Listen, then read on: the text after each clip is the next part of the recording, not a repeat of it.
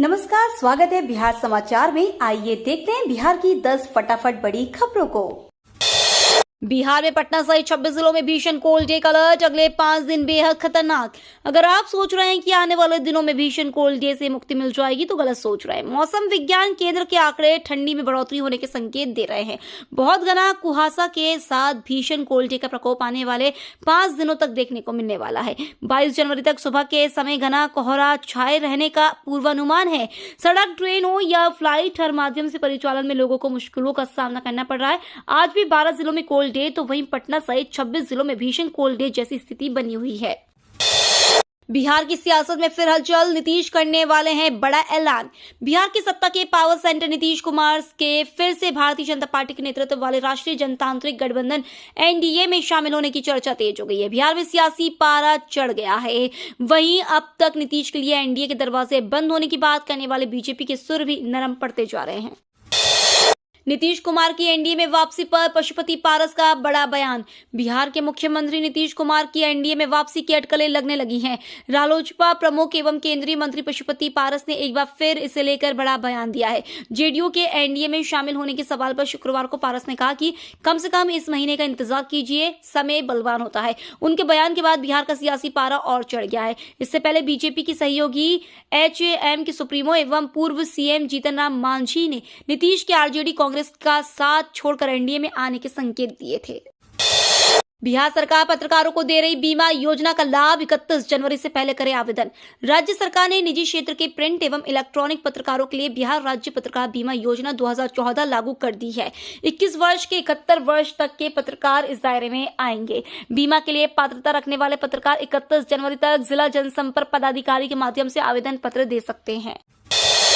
सरकारी स्कूलों में हुई नियुक्ति से निजी स्कूलों में शिक्षकों का संकट। बिहार में नहीं मिल रहे बीएड ट्रेन टीचर।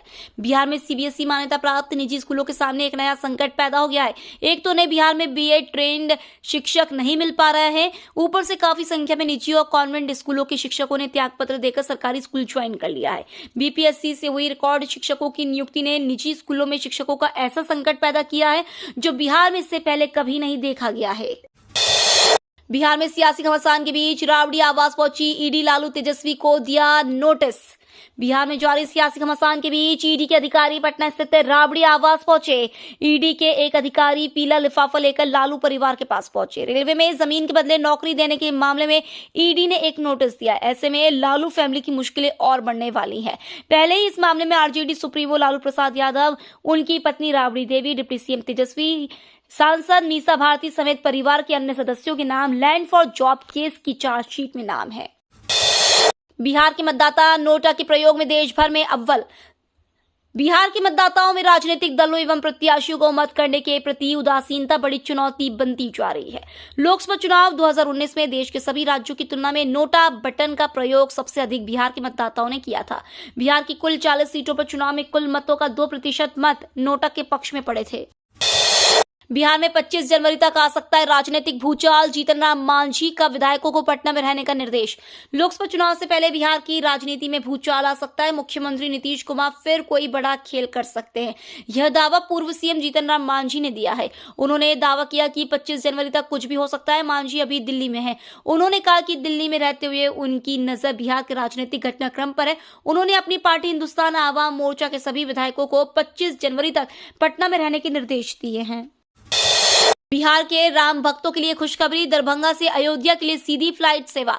बिहार के राम भक्तों के लिए अच्छी खबर है। राम मंदिर प्राण प्रतिष्ठा से पहले दरभंगा से अयोध्या के लिए सीधी विमान सेवा की घोषणा हो गई है।